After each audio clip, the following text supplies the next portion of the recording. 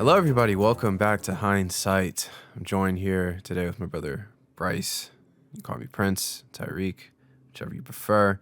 And we're probably going to have one of the most unhinged episodes that we've ever recorded.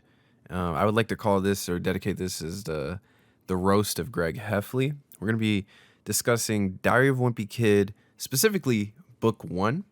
I basically wanted to start the books because it's been so long since I've read these books, and I vaguely remember it, but I also don't remember it at the same time. So I thought it'd be really fun to go back and revisit these because they're a bit of a touchstone of our past. So I'm not really sure where you want to start with this. There's multiple places we could start. What I really do like about this book is the style of narrative and how it chooses to tell this story, because it's very unique. You don't really see a lot of novels or stories in general that are just strictly told through the lens of like a diary, and it's just going through different chapters or days in a certain person's life with no real, I guess, connectivity to a lot of it. Yeah, I think the only story I've ever even consumed that is told in such a way is like the Diary of Anne Frank, and that is a stark contrast from what we just read. Yeah, I was gonna say my closest would probably be like Skeleton Creek, but that's more of a cohesive narrative. This is more like if you watch like a Saturday morning cartoon, but like as a book, just every couple pages completely disconnected. It's just Right. And something I didn't know about Jeff Kinney, the author, I didn't know he was a game developer and a designer. Yeah, apparently, yeah, he's a game developer and designer, and also a New York Times bestselling author. So, that feels like a participation trophy. Everything's a New York Times bestseller. I'm sorry. Well, hold on. In 2009, he was named by Time magazine as one of the 100 most influential people in the whole world. That's a big title. I hope to God he influenced children to not be like Greg Heffley, because oh my God, this dude, this dude needs help. I mean, like, and we can see the influence. I feel like if you ask anyone around our age, like what Zooey Mama is or where that came from, they probably know where that came from. So, yeah, like the cheese touch. Like, don't get me wrong. Like the books are it's pretty iconic, enjoyable. Yeah, no, they're iconic. They're enjoyable. They remind you almost like I don't know if you remember this. It's this one Flash game that was on. I think it was like Fun Brain. It was like the one where you're playing as a little stick dude in someone's notebook and you're like jumping over obstacles. You know what I'm talking about? I'm not sure. I mean, the art style kind of reminds me of like the Pop Tropica thing. That's what I was talking about. Not Fun Brain, Pop Tropica. It was in that where like you play a little stick dude on the kid's notebook and you're jumping over like barrels and stuff. Yeah. The art style is a bit similar.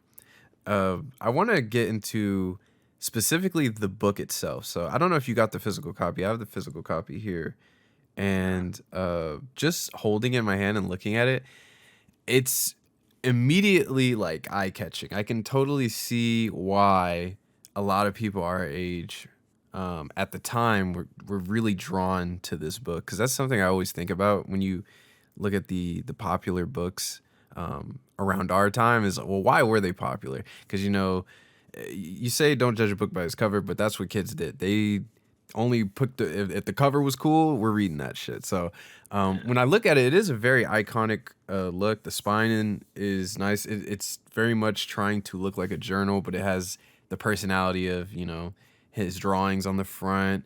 You have the little spray painted wimpy kid art on the front. Like, I don't know. I can't stop looking at it as like, dang, this is actually, they really snapped with this design for the actual cover of the book. I think that's a big attributor to why it did so well. Yeah, I definitely agree, because like you said, even like to this day, people judge things by the cover. You look at it, and if it's just a bland cover or has like an awkward looking, that's one of the things you judge. You're like, oh, hey, if the title looks weird or if the cover looks weird, why would I read the book? So it's like, yeah, I definitely do agree. It was a big creative title or cover. Yeah, and the title "Diary of a Wimpy Kid," that just sounds like something that's somewhat interesting. Like, you just kind of want to see, okay, how wimpy is this kid? What kind of stuff is gonna go on in this book? The book is actually a lot longer than I thought it would be too. For some reason, most books I read when I was younger, I remember them being very short, like knocking them out in like 30 minutes to an hour. But it's about 200 pages. I thought, if you asked me to guess how many pages this book was in my head, I probably would have told you like no less than like 150, maybe like 120. I don't know, something like that in that range. But no, this is 200 pages. We're gonna get into the pacing of the book, the flow, what we like, didn't like, and just in general. I guess, does it hold up? Do you think it's something that you can still enjoy today? Because I know a lot of people that are probably watching this or listening to this have never, picked it back up since they were younger, so they just really don't know or don't have that perspective. But before we dive in, I want to ask you, how much of the book do you like remember, and how much of the book now, having read it now, do you feel holds up? So in terms of what I remembered a lot more than I thought, mainly because like the movie was like very Yeah. faithful to the source material. And actually, I got to give the movie credit while I'm on the topic.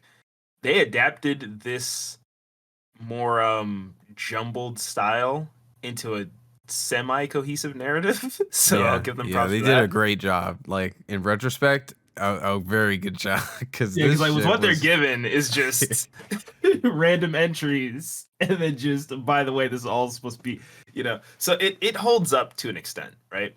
It's still enjoyable. You can still go back and read it. It's not trying to be this, genre defining thing, but it is like its own special little niche, and I think it does a really good job at being an entertaining book. It's just I feel like I was enjoying it for the wrong reasons. I agree. I agree. I really have a question for this Jeff Kinney guy. Okay, because a lot of times authors, they do self inserts for main characters and things of that nature, and I'm just curious as to like who is the inspiration for Greg Heffley specifically, because I'm not entirely sure for a book that's targeting children.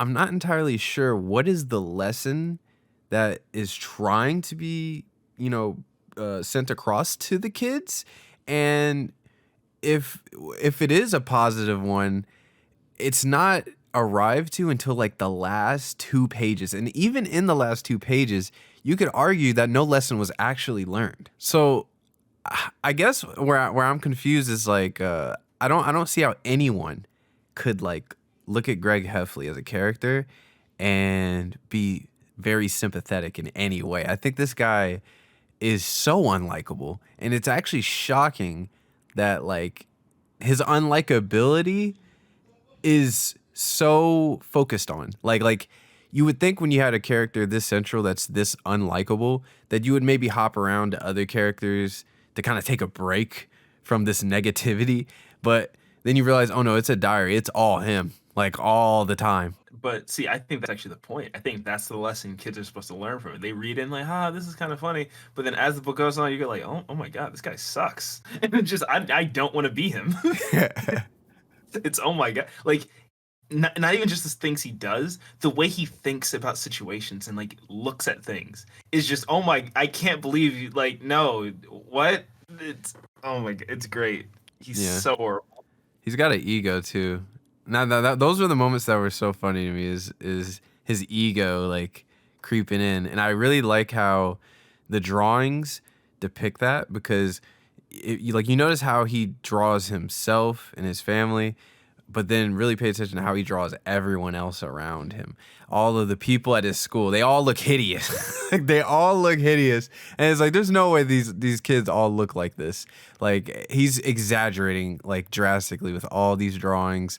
And even just the way that he describes certain events in his day to day, it's like, there's no way it went like this. You're clearly like projecting. Like, there's a moment, I think, when there's like a play that they're doing, and he's talking about how, like, he wants to get back at this girl that's playing, I think her name's Patty, that's playing in The Wizard of Oz as Dorothy.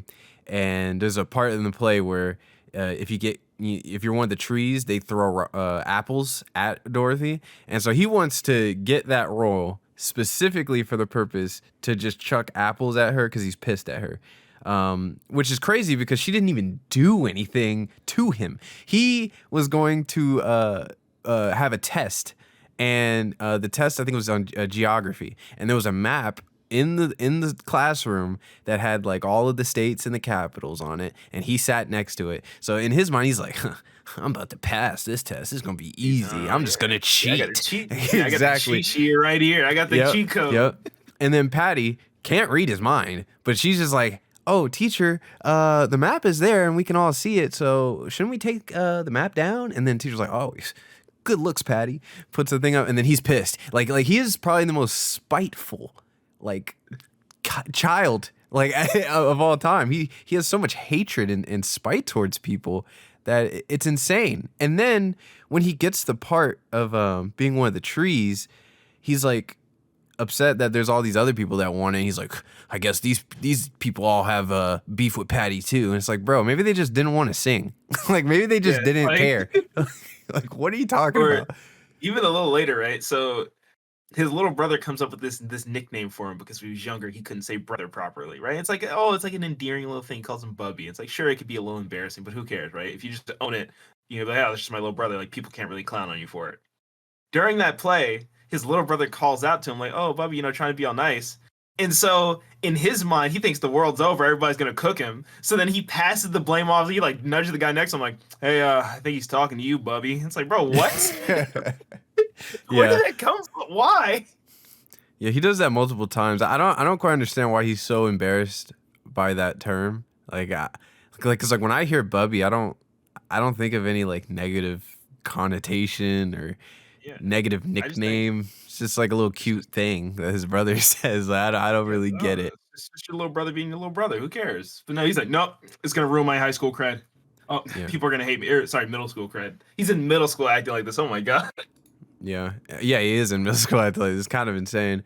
Uh so I guess to give us some form of direction, I'm gonna try to, because I have some notes here and I think they're in chronological order with how the book goes. So we may be able to use this to kind of jump around to the specific parts we want to talk about. But I really like how the first thing you see when you open the book is you see the moldy cheese Hmm. foreshadowing what's to come. And it kind of signifies, I guess, the arc of the book, where we end up. So it's a good thing to open up to. It's also on the spine of the book. When looking at it, I was like, was that always there? Or is that just on this new edition? Because I know they change the editions sometimes, and the art will be different. But anyway, so after that, I do want to read the beginning of the book because I think the way it starts is pretty key to, I guess, what we're being set up. Because I immediately, from page one, I'm like, okay, so this is what we're getting into. So the book starts in September and then it goes all the way to, I think, June of the following year. So you basically just get a whole school year summarized. But the book starts on Tuesday, and this is Greg writing. He says, first of all, let me get this straight. This is a journal, not a diary. I know what it says on the cover, but when mom went out to buy this thing, I specifically told her to get one that didn't say diary on it. Great. All I need is for some jerk to catch me carrying this book around and get the wrong idea. And then he draws a picture of him getting punched by a big bully dude saying sissy. Um, the other thing I want to clear up right away is that this was mom's idea, not mine. But if she thinks I'm going to write down my feelings in here or whatever, she's crazy. So don't go expect me to be all, dear diary this and dear diary that. That's the first page. Now, what I like about that is it immediately tells you what type of kid this guy is. Immediately. So we're already being sold on the title of the book, Diary of a Wimpy Kid. It's like, okay, this guy is something else, right? But it also is a good eye-catching thing for someone that would be in the age demographic that this book is for, because it's giving you all the red flags that you thought could have been here and saying, hey, all this stuff, this isn't in here. All right, so don't get the wrong idea. I know you picking up a book that says diary. I know that might be a little counterintuitive for what you're looking for, but let me stop you right there. All this stuff that you think that you don't want to see, it's not in here. So it kind of works in two ways for that aspect. So I do like the way the book starts. But yeah, where we go from there is quite crazy. What did I you think think. about the opening pages? Oh, well, I was just about to say. I think the very next paragraph illustrates Greg's character really well. You want to read it out real Yeah, quick? yeah, yeah. Go ahead. So he goes, "The only reason I agreed to do this at all is because I figure later on, when I'm rich and famous, I'll have better things to do than answer people's stupid questions all day." And then he draws a picture of like people interviewing him, trying to be all nice. He goes, "Here's my journal. Now shoo." It's like, bro, what, Yeah, he's bro? definitely the.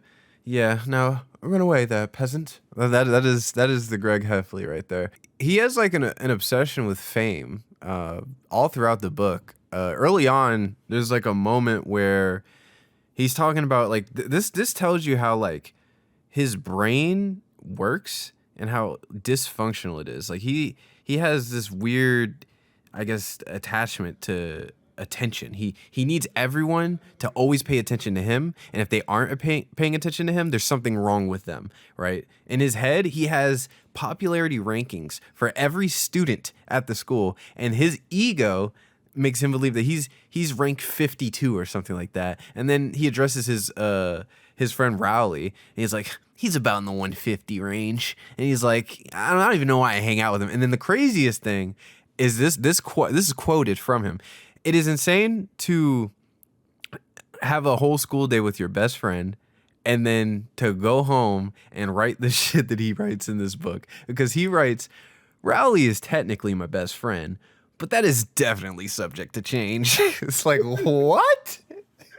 It's like, who says that about their best friend? Someone that they hang out with enough that they would give them the title of best friend, not just, oh, that's my friend, or oh, that's one of my pal. No, best friend. He goes, but I mean, like, he sometimes he just, I got to take the title away because he's just weird. Yeah, he said, hey, you want to come over and play, and that was just ruining my image. Like, dude, what? Get I over love how yourself. that part is segued into, because he starts the paragraph by saying, Rowley did something that really pissed me off. I was like, what?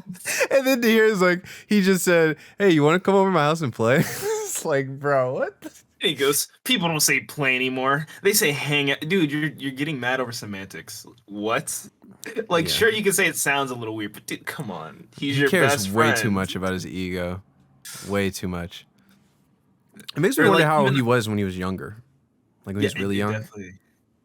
I'm in the same boat because like there's no way. And like even actually this is like one other thing that illustrates his whole view of everything even better is right after that whole first little paragraph, he draws a picture saying, I'll be famous one day, but for now I'm stuck in middle school with a bunch of morons. And he draws himself and he draws two people and like deliberately draws them, like one dude's drooling on himself and like both of them have like huge noses and like their lips sticking out, and then he draws arrows to them saying moron. It's like, oh my god. I can just imagine him in class at his home. Oh yeah, just thinking he's cooking, drawing this up. Like, oh yeah, man, no one else sees how I see it. I'm the only one who knows. Yeah, he's such a like it's such a hateful outlook on life. It's kind of in like I don't know where this spawns from. Where does, because no one else in his family like is quite like this. I mean, like Roderick doesn't really give a shit about anything, but like Greg is like he gives too much of a shit about everything. It's so crazy how like this happened. I just feel like it has to stem from some place, but the book doesn't really delve into that. And I kind of was hoping while reading, even though I know this doesn't happen, I was hoping that the mom would just pick up the book and like read it and just for a second be like, what the hell is wrong with my child? Like, Like he what? just gets an entry. So mom found my diary. Now I'm in therapy. And that's exactly some stuff that he would write. Yeah, he'd be like she just doesn't get it because she doesn't understand. Yeah, she's understand me.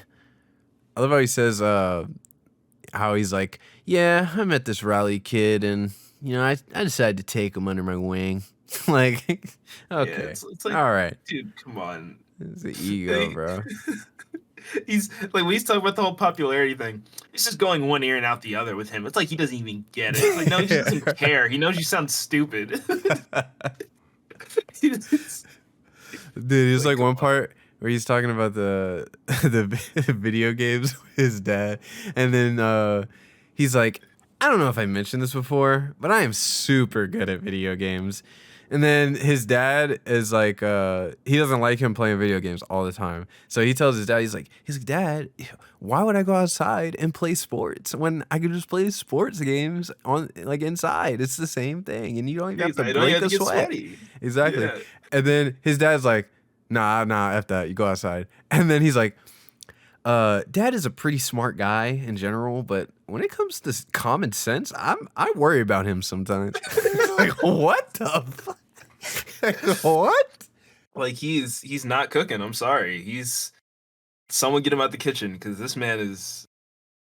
And I also love a few pages later, he just casually implies that because he goes like, oh yeah, if you mess up in front of Dad, he just throws whatever he's got in his hands at you.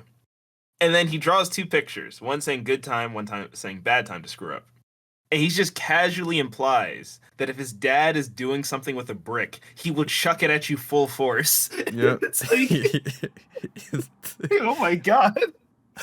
I love the drawings because like I don't know how to describe it, but the way he draws Greg is It conveys so perfect much emotion. because he's so It's such cocky. He's so cocky, and like they're like he's it's just that like that subtle smile he has, or like when he's laughing, he's like like it is so it is used to perfection in most times where I will literally turn the page and I'll just start dying laughing because I'm like this fucker, bro.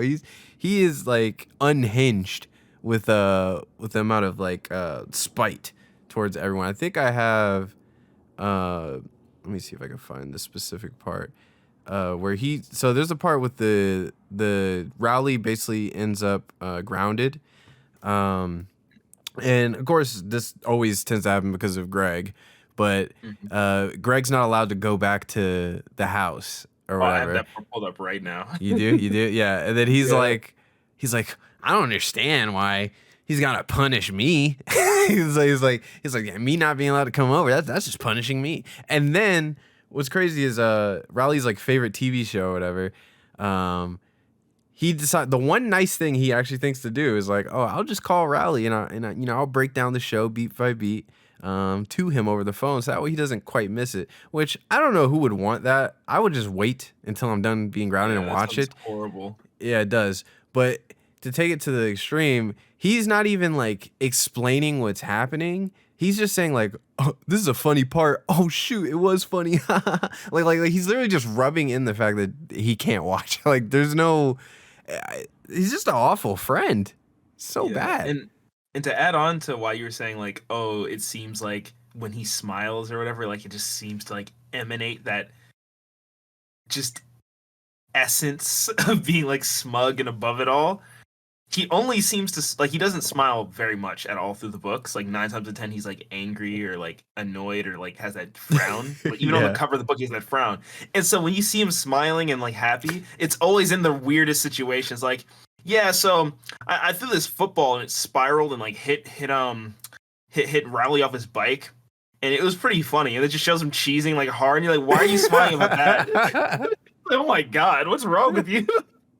One of my favorite He parts goes, is like when he ruins the play, and then everyone's like clearly had a like ruined night, and he's just like, yeah. yeah, just cheesy. He's like, I got to throw an apple at a girl for making me not be able to cheat on a test, man. I cooked. It's It's like, insane, so, bro. yeah, He's so detached from reality. yeah, no, it's strange, or like even his mindset, like how we were talking about earlier, how he has to make everything about himself. This is a little later, around actually I think it's a little before the play, maybe after. I'd have to go back and check, but when Rowley like hurts his arm and he gets the cast, and then everyone's like giving him sympathy. Greg literally writes. Hold on, let me see if actually I can find it. Cause where is it? Where Oh, is it? Where he is like writes it? something on his cast. No, not on his cast, but in his journal, right? So he goes, okay, so basically I don't have the part of like exactly, but I have the part right after. So Yeah. he's mad that everyone's like feeling sorry for Rowley and giving him all this praise and oh my god, we're so sorry. And he writes, I tried to cash in on some of Rowley's new popularity, but it totally backfired. And before that, he's saying like, oh, it's everyone's hyped about him, but I'm the one who put him in that situation. And then he draws a picture. He goes, I'm the one who broke his hand. And he's smiling. And he's trying to make it seem like it's like, oh yeah, you guys should give me some praise too. And this girl just looks at him and goes, you meanie. I guarantee that's not what she said. I guarantee she's like, yo, you're an asshole. Yeah. He had to tone it down for the book. Yeah. And then look, what goes on later is right after that, he's like, yeah, so I figured, maybe I could cash on that popularity some other way. So he just wraps his hand up in gauze, shows up, and goes, yeah, I got this really bad infection in my hand. And he goes, oh, and then I realized no one's gonna like that because you can't sign some gauze. So he goes up to like some girls with a sheet of paper saying, "Do you want to sign my sympathy sheet?" Excuse me. Sympathy. He's such a redditor, and I love how he because he literally does he literally does that like hat tipping like milady like there's a part in the beginning I think where he's talking about how like when they got to middle school there's this kid named I think I have it jotted down here somewhere. That's the most accurate I think his name is description. Bryce something. It's actually your name. Yeah. Bryce Anderson. That's his name. Yeah. So this Bryce Anderson kid, I guess he's like super into talking with to girls, and then Greg's all like, "I've always been into girls. Like, what is this?" Because I guess this Bryce kid, like when he was younger, he used to think girls were like icky and gross and had cooties, and they show like a panel where he's calling the girls gross, and then Greg kind of steps in. He's like, "Hi, I don't think you guys are gross." Like, bro, he's a Redditor, bro. He literally is just a dude in the Twitter like post, like in the Twitter thread. Hey, leave her alone. It's like, Leave dude, her what? alone. She said to leave her alone. I was like, dude, shut up. That is the most accurate description of Greg Heffley. Oh my god, he's a Redditor. He is, bro. His Reddit is his diary. That's his Reddit. He has so much Reddit karma. It's insane, bro. Wow. Oh my god. Shoot, I don't even know where to go from here, but I guess we could talk about Roderick for a bit. He's not in this one that much. He's mainly prevalent in the second book, but they give you enough to kind of get the gist of the guy. He's Greg's older brother, and he's very much into like punk rock and things of that nature. He's got his band Loaded Diaper. Spelled wrong. Whether it's intentional or not, well, we don't know. But odds are it's probably not intentional. Roderick, there's like only like one, I guess, noteworthy part that I saw that I thought was kind of funny is he plays his like explicit CDs, or he plays like one of his band CDs, and his mom comes in and she starts like jamming out to it, like she's liking it, and then his immediate reaction is to turn it off, go to the store, get some headphones, come back, and then play it so that way she can't see, like just so she can't hear it. Like it feels like no one in this family likes each other, like no one. See, at least that's okay, because during early, it's still like that's an extreme reaction. But it's at least he didn't do like, because I imagine if Greg was in the exact same situation, he would immediately pull out his diary. Yeah, my mom's such an idiot. You can't leave me alone for 2 seconds. And like she looks so weird dancing. Like he would immediately turn into like some light Yagami writing in the Death Note, just just unhinged. So like Roger just going, I just want to listen to my music without you jamming. I'm like, I get it. Yeah. And I think the only people that really like the only character that's very neutral is like Manny and the mom. Like you could argue the mom does some things where I'm like, that was kind of unnecessary. You didn't have to do that. But for the most part, she's just being a mom. Manny's just being a kid.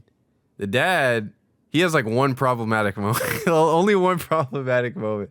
And it's like when Greg was, I think it was for Christmas, he was trying to get like a Barbie playhouse thing. And then the dad was like arguing with the mom. He's like, "Oh no son of mine, no son of mine. We playing with that." He's playing with a girl's toy. Go get that boy a Transformer or something. Yeah, exactly. Which it's so funny because whenever they try to make the parents seem bad, it always falls back on Greg because of the way he writes the situation and his perspective of how things went. It's like you're talking so much shit about your parents that like you don't realize how much shit you're actually talking about yourself. Because for the same Christmas, it's like all he wanted was this game, this wizard something or whatever. Twisted Wizard. Twisted Wizard, that's what it's called. Yeah, he just wants this video game to play. And I think there's only one moment where I'm like, okay, I can understand being kind of pissed. But he first opens up the present from is it his dad's gift first? Or no, he opens up a bunch of gifts and it's just, clothes and whatever. There's that first. But then towards the end, they show them the more personalized gifts. But first he gets a gift from his Uncle Charlie. I really like his design. He kind of basically looks like Manny, but older. Uncle Charlie gives him just like a picture of them together. And then I like that the mom takes like the photo every time he gets a gift. So in the photo, you can see Greg's look of extreme disappointment at what gift has been dead given. at the camera. Yeah, he wants it to be known that he is not happy with this gift. Couldn't even fake it. Nope, not at all, not at all. And so then there's that, but then there's also the bench press or the weights that his dad, saved a lot of money to get him for Christmas because Greg, told him like, hey, I'm gonna start lifting. I'm trying to get ripped. So I know how much that costs.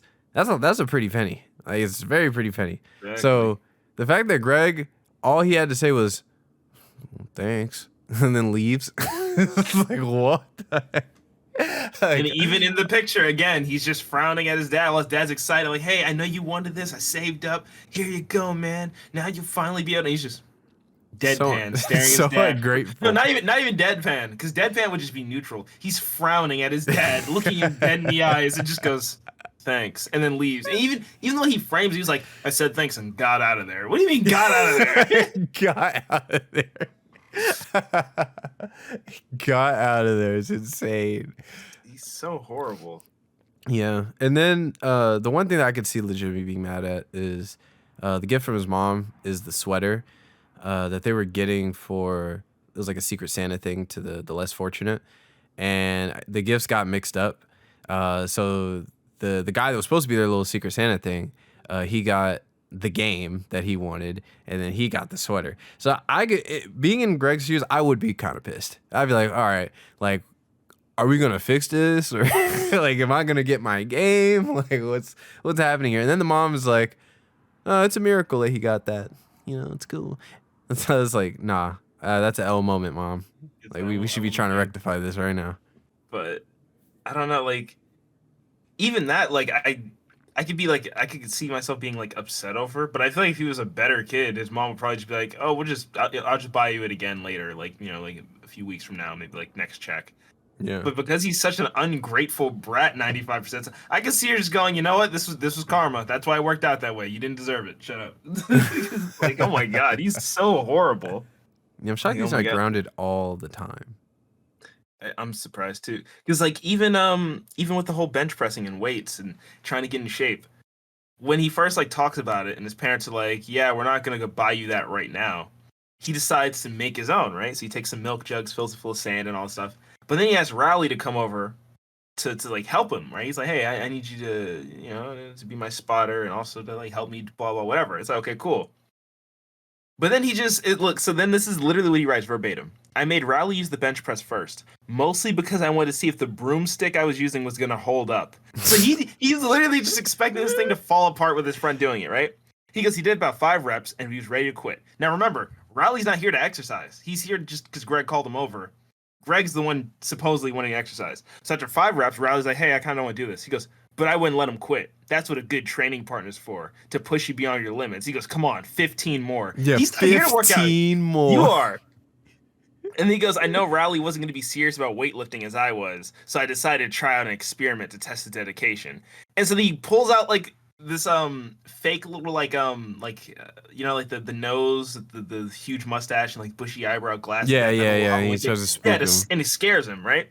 So he's scaring his friend who's already tired, exercising, not wanting to exercise.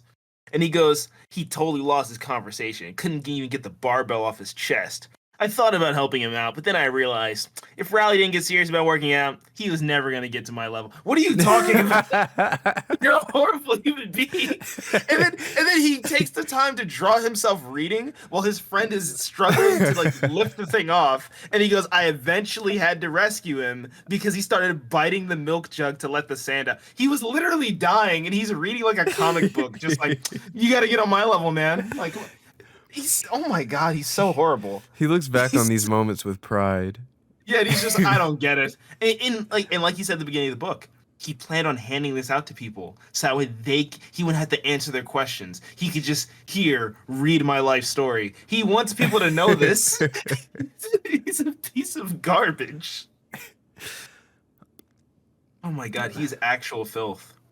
Yeah, I think let's see, because we go into Christmas, so I guess we should start with the Halloween segment because that's I guess around the middle point of the book, but essentially there's a whole segment where they go trick or treating, and Greg, of course, is very spiteful, so he's jealous of Rowley's Halloween costume or whatever, and they end up trying to knock out, like, I think he said like 150 houses in 3 hours or something like that, which sounds impossible, especially on foot and you're legging it. There's no way. Shouldn't have said that out loud because, now the mom insisted that the dad tag along with them. So they didn't end up really getting much done that night. But what did happen is they, I guess, encounter these like teenagers when they go to, I forget the name of the lady's house, but they basically go to some lady's house and these teenagers like they dump like water on them or something like that. No, they were trying to, and Rowley like blocked it with his shield. Yeah. And then that was it. The kids just sprayed water and were about to drive off. But then Greg, being the amazing human being he is, shouts at these teenagers who literally didn't do anything too bad, or at least like, it would be like annoying, but like it's mild water. Inconvenience. Come on. Yeah. He shouts, "We're calling the cops." So then, okay, I'm not gonna lie, this is a little unhinged on the teens' response. They stop the car and start chasing Greg and Rowley. It's like, oh my God, you're gonna catch a body because somebody threatened to call the cops? Yeah, they probably never were gonna really do anything. They're probably just gonna like rough them up and scare them so they don't call the cops. But yeah, it was just one of those things. Like, oh, I can't let him bitch me like that. I got to do something because that's just how kids think. Yeah, and also, right, this is another thing. On Halloween night, right, after the dad takes Manny home and everybody, he's like, oh, we got to make up for lost time. We got to get those 150 houses. We only got like an hour. Riley goes, hey, I kind of got to go to the bathroom. And Greg writes, I made him hold off for another 45 minutes. And then he said they get to his grandma's house, and it was pretty clear that if he didn't let Riley use the bathroom, it was going to get messy, right? So he's made his friend hold the bathroom for so long that he said the second they got to his grandma's house, his friend was just, I can't use it. It's not even like, they were heading straight to his grandma's house. They're still trick-or-treating this whole time. Then he goes, I told Rowley if he wasn't back outside in 1 minute, I was going to help myself to his candy. What kind of human being are you? In 1 minute? He goes, you got 1 minute, and I'm going through your bag. I'm taking all the Sour Patch Kids. It's like, dude, what? Yeah, the 1 minute is key. Because, like, if you take the 1 minute out, you can maybe, like, read it as him joking. But no, the 1 minute is like, this is a command. Like, if you are not out here, I'm eating it all. And even the picture is him like holding out his watch. He's like almost like glaring at Rowley. and it's like, excuse me? Like, he looks angry. Like, he drew eyebrows on himself to be pointed downwards. And he drew himself frowning. And then Rowley's crossed legs, sweating. And his grandma's just standing in the doorway. She just looks blank-faced. It's on page 68 if you want to see the visual. Because it's like, dude, I'm looking at it right now. She's looking at her grandson, and she's just like, oh my God. My daughter's doing a horrible job raising this kid.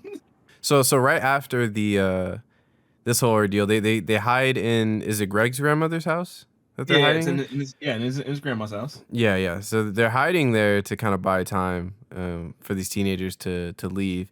But of course, they're not just gonna let them, wait it out like normal people. They're gonna taunt them out the window making noises, and it's like, okay, like I don't see what this accomplishes. Like if your goal is to wait them out, why the hell are you taunting them to keep them there? Like it's so Yes. counterintuitive. It makes no sense. But essentially, these kids drive off for now, and Greg and Rowley have to sneak back home or whatever. I think Greg goes back. How is this like in the middle of the night, like at 2 a.m. or am I thinking a It's separate super part? late. No, it's super late, and they're sneaking back home. And right when they get near their house, their dad throws water on them, thinking there's somebody else. Like that was like his Halloween thing, is he just dumps a trash can full of water on you, which is Yeah, kind of toxic for an adult man to be doing. and you know Just what? He hey had he kid, had the Greg smile when he did yeah, and they ain't like father like son, right? it. Yeah, yeah, that cheeky ass smile. Yeah. And you know what makes it worse? So after this Halloween of being toxic to his friend, getting water dumped on him and all that, uh, he writes the very next day, right on November Thursday, on the bus ride into school today, we passed by Grandma's house, and guess what? When they were hiding in Grandma's house, taunting those kids, when they left because the kids really thought that was their house, their grandma's house got TP'd, right? Just tons of toilet paper everywhere. And then he writes, I do feel a little bad because it looked like it was going to take a long time to clean up. But on the bright side, Grandma is retired, so she probably didn't have anything planned for today anyway. What kind of human being writes that and thinks I'm in the right? Like, what do you mean bright side? It's He not a goes, bright You didn't side. have anything to do anyway. Come on, clean your house. It's like, excuse me? So, yeah, you should be glad that they've distributed this task at hand for you. You should be Yeah, happy. come on. Like, they gave you something to do. Like, Like, what the hell, bro? Um, I think somewhere after this we get into the, I guess, deterioration of their friendship, or if you could even call it a friendship. But we started to go through like a long series of happenstances where Greg is just outright just wronging Rowley. And the only person you can really feel sympathy for in this whole book is practically Rowley, because he's being a good friend. He's letting him come over his house so he could play video games. He's doing all this nice stuff for a person that doesn't really return the favor in any way. So we already talked about this before, but we're gonna go back to it. There's a part where he's saying like, "Oh, we should play like this game that I came up with, where you take the big wheel that you got me for Christmas. You're gonna ride it down the hill, and I'm gonna chuck a football at you to see if I can knock you off." And it's like, okay. In my head, I'm like, oh, so y'all like taking turns? Like, is this just a rough game? And he's like, no. I'm just gonna keep making him not only go all the way downhill, take the big wheel all the way back up the hill, and come back down every single time. Thankfully, Greg has shit aim and doesn't hit him until like the one time. But yeah, he's kind of just a dog shit friend. And then even after he knocks him off of the big wheel, he proceeds to like try to cheer him up by making fun of his father, and he literally does a, "Hey, look at me, I'm your dad." It's like, what the fuck does that mean? Like, if I'm Rowley, I'm like, how do you see my father? Like, what do you think of? exactly. What is this? I love my dad. You're just talking like, what? Yeah, I'm actually shocked you But laughed. That must be a nervous laugh. That has to be. yeah, no, I don't even think that was like a laugh. It might just been hit like Greg writing that, because writing awkward silence would kill Yeah. his. But actually, before we move on from this, one line in particular is hilarious to me, right? So you know how you pointed out that Greg's like, yeah, no, I don't want to switch. Riley, it's your turn, right? Mm-hmm. There's one page that and again, this is from Greg's perspective, so this is how he views the situation. Riley's trying to take the bike up, and he goes, "Hey, do you want to have a turn now?" And he goes, "No, thanks. I'm not as good as you." But then when he writes his, Riley kept asking to switch places, but I'm no fool. That thing was hitting 35 miles. No. He says that thing was hitting 35 miles an hour, and it didn't have any brakes. And then he goes, "I never did knock Riley off the big wheel to that day, but I guess I have something to work on over the crest of Christmas vacation." You're a horrible human being. No. You know, all they need to convict him of attempted murder is this fucking diary. That's all they Exactly. need, and he's cooked. There's this like that page alone is like there's something wrong with this kid. Like So it's like, so he you was got trying your to friend. kill him. You got your friend to ride a big wheel down a hill, and as you put it, that was going 35 miles an hour with no brakes, and you tried to knock him off? Like, you're lucky he only broke his hand. He could have died. Just rolled his neck. It's over. He's not wearing a helmet either. It's GG's. Nope, not at all. And then shortly after this, they start getting into getting into making comics. So they kind of, I guess, loosely co-create this comic, this Zooey Mama comic. This is the talk of the town here. Greg quickly gets tired of it. The moment, like he was down with it, but the moment Rowley's like, "Hey, like, could I be a bigger part of this? Can I like start writing?" And then he's like, "I guess." And then the moment he starts writing, he's like, "Yeah, I don't want to do this anymore. So I'm just gonna do my own thing." It's like, okay. So then so the Zooey Mama one at least had some charm, you know. It was the funniest thing in the world, no, but you know, it was a bit of charm. It wasn't that mean spirited, you know. It was very, very harmless. Greg decides to make his new comic, Creighton the Cretin, where it's just literally making fun of this guy just because he's stupid, and that's the joke. Is that like, look how much of an idiot he is. Isn't it funny how much of an idiot he is? Like, it's not the smart idiot humor where it's like, the guy is ditzy, but like, there's more to him than that. It's like, no, the guy is just dumb. That's it. He's just dumb. So yeah, they're just cooking him. yeah, and then so when you take that into account, you're thinking like, okay, like, cool, like what is this, you know? But then he goes on to say that the great thing about this comic is that he will never run out of material because of all the idiots he has running around his school. So this Creighton the Cretin guy is just like an insert for every single classmate that he has at the school. So like there's probably not a single person that Greg respects in his life. I don't think there's No one that doubt. you could really name. Yeah, no, there's definitely none. Like, he's just, I can't stress enough that he's a horrible person. Like, and I know it's like, oh, he's in middle school. He's still a horrible person. This is unjustifiable. Yeah, it's honestly like, okay, so if we go a little bit further with the comics, he wants to take the place of the previous one that was in like the little news school newspaper thing, right?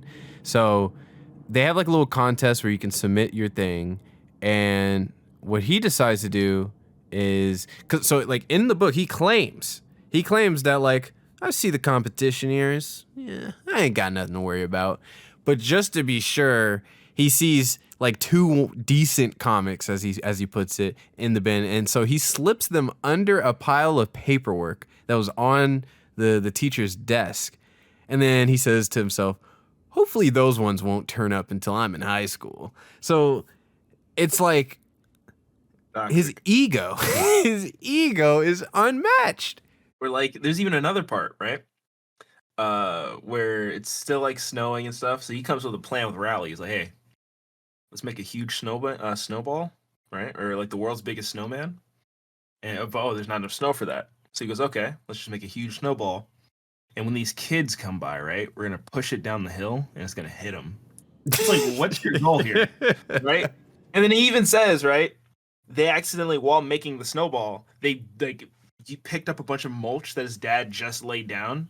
So he's like, well, we'll deal with that later. It's like, okay. But then look at this, right? So he calls Rowley and goes, hey, the snow's starting to melt. You know, you need to get over here because those kids could be by any minute. Rowley, being a good friend, is like, yeah, you know, I'll be there, blah, blah. And then he goes, while waiting for Rowley to show up, I watched Manny trying to build a snowman out of the piddly crumbs. It's like, okay. And he goes, it was actually kind of pathetic. And then he draws a picture of him sitting on the snowball watching his little brother make a snowman that's like tiny even compared to him. He goes, I really couldn't help doing what I did next. and it just shows him kicking the snowman apart. And he goes, "Unfortunately, Dad was right there." Like that's the problem. That's, Unfortunately. he goes, "I really couldn't help it. I mean, like, come on, what was I supposed to do? Let my little brother have fun? Come on now." His dad does the right thing. He does the Chad thing because I was just about to destroy this whole shit. No one has fun. How about that? He goes, "Yeah, and then you wanted to destroy stuff, right?" Wow. And then Rowley gets there, and it's just like, he goes, "I thought you might actually get a kick out of what happened." He goes, "Hey, so I know, I had this whole plan. Well, it kind of got ruined because I couldn't be a decent human being for 3 seconds. So sorry, man." Sorry, man. And then like when they're making the snowball, right? He points out that it got so heavy that him and Rowley together were struggling to push it. So he goes, they basically took a break, right? But he said his mom had to go somewhere, and their snowball was blocking the car. And the way he writes it isn't, "Oh, so she had to move it," or, "Oh, we helped her move it," or, "We moved out of the way." He writes, "So we got a little free labor out of her." And then in the image, he's giving that fucking smile. And even Rowley is like looking sad. He's like, Greg? Greg's just, yeah. Yeah, Free you better move labor. that shit. Yeah, go give me some hot chocolate too. Oh yeah, speaking of hot chocolate, there's Perfect a segue. yeah, perfect segue. There's a what would you call it? Like It was a safety patrol. That's what they safety called it. patrol, yeah, where it's like an extracurricular thing where they gotta walk the preschoolers to their homes, and Greg and Rowley end up signing up for this thing, and early in the morning, one of the perks of having this job is that you get to get the nice hot cocoa for free, and Greg sees not only the hot cocoa, but he sees like, oh, I get hot cocoa, I get to skip my class, and I get to come into class late in the mornings. And then of course he has that doofy ass smile when he walks in. And then he has that ego when he walks in all late. He's like, so what I miss? Like, bros, He's sipping on his hot cocoa too, just so. What I miss. what's man, it's a good cup of Joe. I wish you guys could have. Isn't it cold today? It's like, yeah, this part of the story I really enjoyed the way the movie does it more than the book, because reading it, like the plot points were familiar, and we were getting there. I was like, wait, but the other thing hasn't happened. So like, is it just gonna be a flashback? And then so in the book, you don't see him messing with the kids first. That is like flashed back to. So they're basically in this, I guess, program thing or whatever, after school thing, for a little bit, but then Raleigh's suddenly summoned to the office, and then they chew him out, saying that he's in trouble for terrorizing the preschoolers or whatever. And then Greg then like remembers like, oh, he might be talking about this moment where he did do that, but he was wearing Raleigh's jacket, and that's how this whole thing happened, or this whole mishap happened. In the movie, they set it up more, I guess, organically. Like you see the event happen, and then you see Rowley get chewed out, and you immediately know Greg feels bad. You don't have to do the whole flashback thing. So I prefer the movie's take on this specific aspect of it does he to feel the book. bad though? Well, that was the thing we're also going to talk about Does later. he feel bad though? Is the movie version of Greg versus the book version of Greg. But to keep on track, what's crazy is this is definitely like the point of no return. Like, I don't know how after this moment you could even like this character at all. Like, there's just no way. But essentially, his friend has lost this extracurricular thing that he really enjoyed doing. He's lost a lot of credibility and respect from some of the staff at the school. He doesn't know why. He has no understanding of why the hell this is happening to him. Meanwhile, Greg knows exactly why. And after careful deliberation and talking to his mom and hearing her out, he decides, you know what? I think the right decision here is to let Rowley take one for the team. It's like, huh? Take one for the team? You know what makes it even better? The What? way he describes the moment, right? He goes, "Yeah, she thought I was Rowley, and I wasn't about to correct her either." Bro, you literally could have just said, you didn't even need to say, "Oh, it's Greg, not Rowley." You literally could have just said, "It's not Rowley." That's it. And then she'd be like, "Oh, well then who are you?" "Oh, don't worry about it, and run off." That's it. Then she wouldn't have cooked Rowley over it. But no. And then when he tells Rowley, like, "Yeah, it was actually me who did it." And he goes, "I guess it's a learning experience for both of us." And on the page, he even drew Riley's confused expression, like, "The fuck?" Because there's no way you just said that to me. The learning experience for the best. And then the exact statement is kind of insane because he's like, I learn, what not to do when she's around, and you learn who to trust with your jacket. So, Yeah, and then lesson he goes, learned. "And to be honest with you, my message didn't seem to be getting through to him. We were supposed to hang out, but he said he was going to go home and take a nap." And then he goes, "I couldn't blame him because without my hot chocolate in the morning, I wouldn't have much energy." Like, bro, what? He's a Redditor. He's a mess to society. It's an actual Redditor. No way, bro. Uh, So at this point, we have a big seismic, I guess, split in the friendship. They're not talking to each other, and Greg is starting to get very, I guess, self-conscious about his lack of a friend. And we kind of fast forward, I guess, further into the spring season, and things start to be going really well for Rowley. His comic ends up getting put into the little newspaper thing, and everybody's liking the Zooey Mama. They're cheesing over that. Greg is very spiteful. He doesn't like that. He's like, "Hey, I co-created that. Like, you should put my name on that or whatever." And then Rowley ends up talking to this other kid, Colin, as he's starting to get friendly with him because he's actually treating him well and nicely.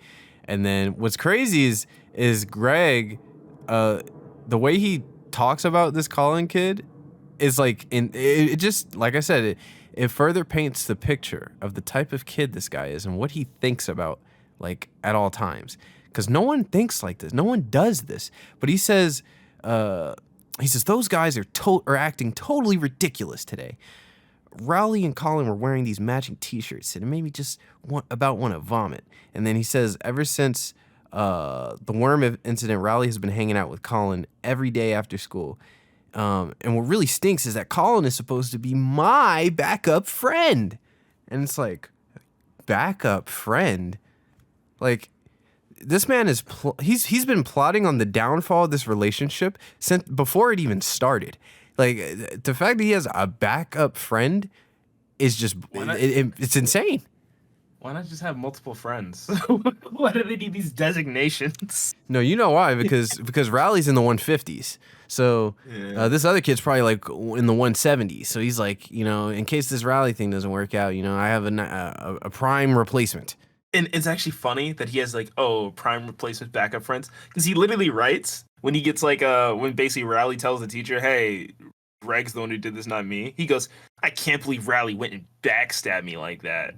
He goes, while I was getting chewed out, I was thinking, I need to remember to give my friend a lecture about loyalty. Excuse me? A lecture about He goes, loyalty. I thought about really letting Rowley have it for ratting me out like that. But then I realized in June, all the officers in the safety patrol go on a trip to Six Flags and they get to take along one friend. I need to make sure Rowley knows I'm his guy, man. It's like, dude, what? Yo. And then the picture he drew is literally him helping with Rowley with something, and Rowley just looks confused. Like, he's like, "What are you doing?" I think He's so toxic. so similar to what you just said, around this point, they're not talking to each other. So Greg decides, well, if he's gonna find a new best friend, then I'm gonna do the same. So he looks for the closest option available, and he goes to Fregley, which is the quirky kid at the school that has, like, the big teeth and funky glasses and all this stuff. And I don't know why Greg thought this would do anything. Like if you talk this much shit about this particular kid, like, I'm sure Riley knows how you feel about this kid. So him seeing you hang out with him is not gonna really affect him like in any negative way. He probably If like, anything, it's wow, better. this is He's how like, sad wow. you've become. Yeah. He goes, wow, you really fell off, man. Yeah, you really fell off. Like, damn, that's tough. um, so Fregley's disgusting. Pretty much a creature. He chases. Well, he gets into some candy or sweets or whatever, and he's not like one of the kids that's supposed to be eating stuff like that. So while Greg is over at the house, Fregley like chases him around the house like a maniac, and Greg like hides in the bathroom or like one of the bedrooms or Yeah, something like with the that. bathroom. Yeah, so he hides in there for like a couple hours, and then Fregley like slides this like creepy ass note under the door, saying like Yeah. his booger, like sorry I chased you around my house with my booger, and then He goes, it's like here, I put on attached. the paper so you can get me Yeah, back. and Excuse it's like, me? why the hell did Greg grab it from that angle? Why did he not look at what he was touching? And actually, to rewind just a little bit, when he's talking just before going over Frankly's house and everything, he goes, "Me and Riley have officially been ex-friends for about a month." And then he says this, right? This is so funny. He goes, "I'm glad I can do whatever I want without having to worry about carrying all that dead weight around." Holy shit! It's like, oh my, like imagine talking about your friends like this, someone you considered a best friend, and you stop talking because you wronged them, and then just a month later, yeah, just all that dead weight, I finally stretched my wings, and yeah, it's like, dude, shut up. You're clearly just a nutcase. He's so toxic, bro. There's a character in the book. Damn, I don't think I have the page number, but it's the page where Greg is talking about getting the perfect, or he's trying to get like in the yearbook for various Yeah, things. I'm looking at one part in particular that's so stupid. And so like he's talking about, he could get best dress or whatever, and it's on that page where he's taking a picture with Jenna Stewart. At the bottom of the I'm looking at the page, page right now. so you see the teacher. Does he Yeah. not look exactly like the teacher from The No, from Incredibles? Incredibles, And he's yeah. also Yeah, talking he about a does. thumbtack on his stool. I feel like there's Exactly. got to be a connection there. There's got to be. There's gotta be. I don't know which came first, but I think one influenced the other. I feel like that The has to Incredibles be the came case. first. Yeah. I think Okay. Incredibles came first. But here's what I will say too. That same page, the line he writes about Jenna Stewart, he goes, "Yeah, I would want to get best dressed, but then I had to get my picture taken with her, and she dresses like a pilgrim." Excuse me, dude. What? He's so I judgy. honestly, I don't get. Like, I refuse to believe he's a real person. Well, I mean, he's not a real person, but I want to know who he was based off of. I want to know who Jeff Kenny knew. Like, because this has to be someone he just hated. He's just, Yeah. this is how this dude looks at the world. So towards the end of the book, we kind of, I guess, come full circle with the Halloween stuff, and Greg gets they get sought out after by the high school kids again. I'm trying to remember exactly how this takes place. I don't know if you remember specifically how we arrive here. Oh yeah. Okay. Sorry, because I was actually looking for that part, and so I didn't hear you bring up that part. So Greg is just really mad about. Oh wow, this man's cooking with the whole Zooey Mama thing, but I'm not getting any credit, even though I helped co-create it, even though he signed off the project before it started, so it doesn't count. So he says Rod's getting all the credit, but we came up with it together, so I figured the least he could do is put my name on the strip as a co-creator, even though you didn't create anything. And then he goes, so I went up to Rowley after school and told him that's what's gonna have to do. Like, hey man, you put my name on there. That's just what's gonna happen. Yeah, I know we don't talk anymore, and we're not really friends, but this is what's gonna happen. And he goes, but then Rowley said it was his idea and that I didn't have anything to do with it. And he goes, I guess we must have been talking pretty loud because the crowd formed. And so a crowd forms, like telling them to fight. He's like, oh, yeah, you don't want to talk about it, do something. And neither of them know how to fight. And so they're like both doing this like weird like hop thing. Yeah. And then that's when the teenagers show up because they hear all this commotion at a middle school for some reason. And they show up. And now they're like, yeah, now we get to cook. Now we get to do it to them. Do it to him. Yeah. So at this point, the teenagers kind of have them like held up, and they're trying to get payback for not even them doing anything, just for them saying they would do something. And then I And then guess making maybe like for them making the monkey noises out taunting. the window and Just, taunting. "Ooh, Yeah. ooh." So, yeah. But like you said, when you're at that age, you can't be bitched by anyone, you know? So we're not above being spiteful. So they're trying to figure out what to do to them. And Greg is glancing over at the cheese, the moldy cheese on the concrete, and one of the bullies kind of looks at it and he's like, "Oh, this is an idea." Glad I thought And of it. yeah, glad I thought of it. And then uh, the one of them takes Rowley over there and is like about to force him to eat it, and disgustingly so, that actually ends up happening, which is pretty horrifying. I kind of like the way they draw the characters, like for the most of the time just with dots for eyes, but when like they're going through something like crazy, their eyes just become like fully wide with like pupils. So like you see him like literally like gagging after consuming this monstrosity of a dairy product. So in this moment, Greg is, they're about to make him eat some of it too, but he quickly, gets out of that situation by saying like, "Oh, I'm allergic to it. You can't feed it to me. I'm allergic." And they're like, "Huh, you're lucky, kid." He's like, "I know, I know." No, see, Like, in reality, they would not do that. They'd be like, we don't care, eat it. yeah. And what's crazy is like in a situation like that, you think your reaction wouldn't be like, "I know." It would be like, "Phew," like, "Oh my God, can't believe that actually worked." But no, he's like, I know. It's crazy, right? I'm not allergic. Yeah, I mean, I'm allergic. I can't eat it. he goes, yeah, it's just what happens, man. I mean, that's the way the cookie crumbles. I Yeah. just can't. But it's the next day that Greg finally does something redeemable and good. Is people start to take notice that the cheese is missing, so a lot of talk starts happening, rumors start getting flooded around, and Rowley's starting to get really freaked out because he doesn't want people to look at him in a negative light because he has all these friends and all this good stuff going for him. So if people find out that he has the cheese touch, or not even that, but that he ate the cheese, they would never talk to him ever, right? He would have to go to a new school, move out of town, or do something drastic and crazy.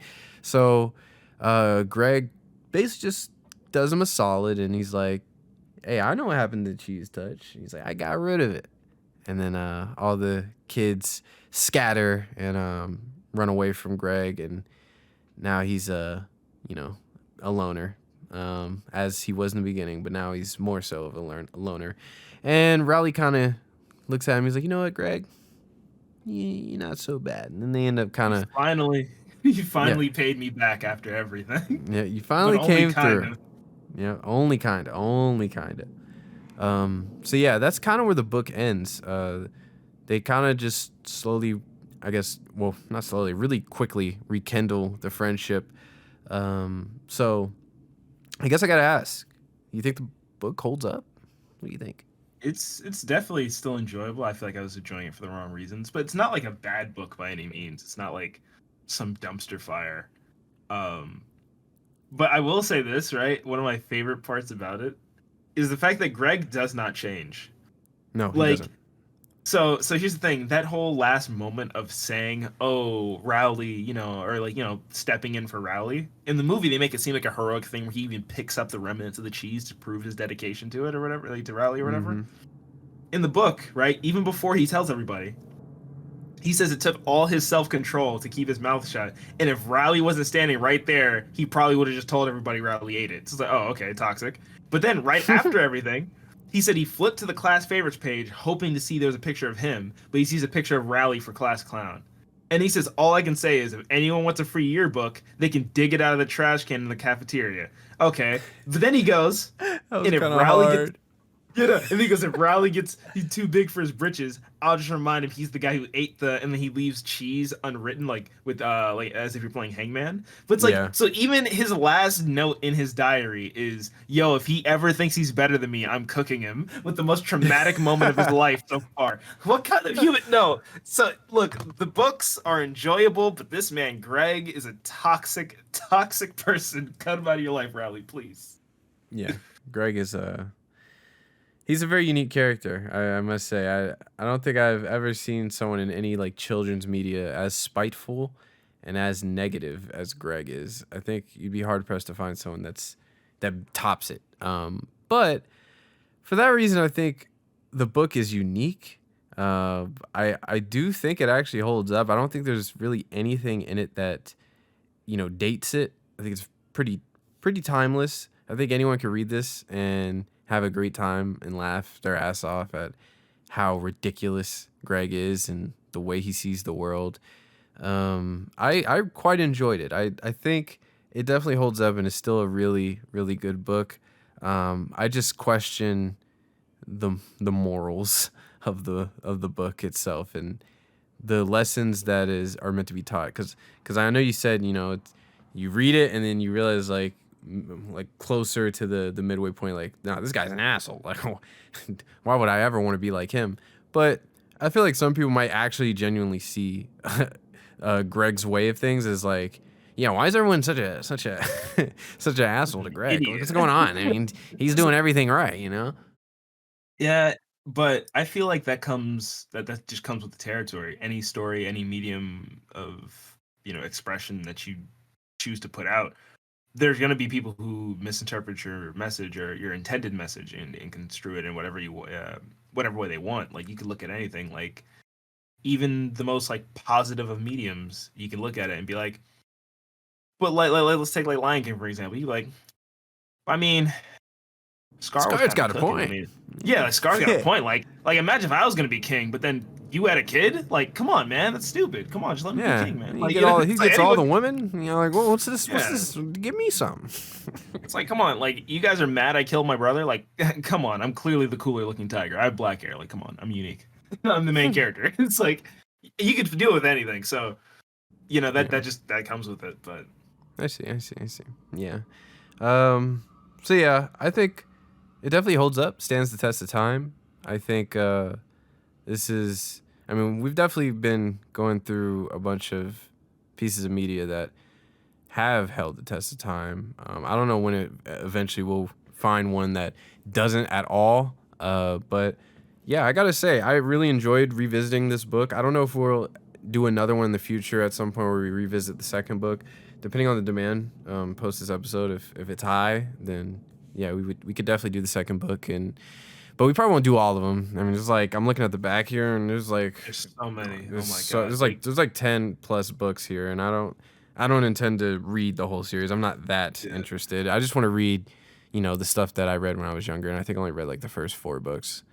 So Yeah, I've got two here, and I know they're not even the last ones, and I don't remember which like order these are. Like, I have one that's like brown and one that's yellow. Like, I'm like, what are these? Like, one's yeah, called they're I think they're like literally two Calm. apart. Like there's two in between those 2 books that you're missing. Hold on, let me see. Okay, so no, hold on. So I have Dog Days. I have the Do It Yourself book, and then I also have the Third Wheel.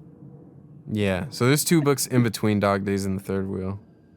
Oh So my you have god. quite a gap there. While you're looking, I want to bring up the movie just because I don't know I don't think we'll probably ever do an episode on the movie itself, but I just want to bring up just in case people ask is the comparisons to the movie to the book. Uh, I feel like in the movie, I think the movie as a whole is better than the book. I think it handles the story much better. The characters are far more enjoyable. Um, but I do think the book is funnier. But I'm not entirely sure how intentional that was. So when I want to mainly talk about Greg in both mediums. I think in the book, it's very hard to ever read anything he's saying as not snarky or as an asshole. It's just impossible. In the movie, there's a bit more to his situation and his interactions where it's like, okay, this kid, he's kind of a little shit. He kind of is, right? But there are some instances where you can like, I can kind of see why he is the way he is. In this book, I have no idea why he is the way he is.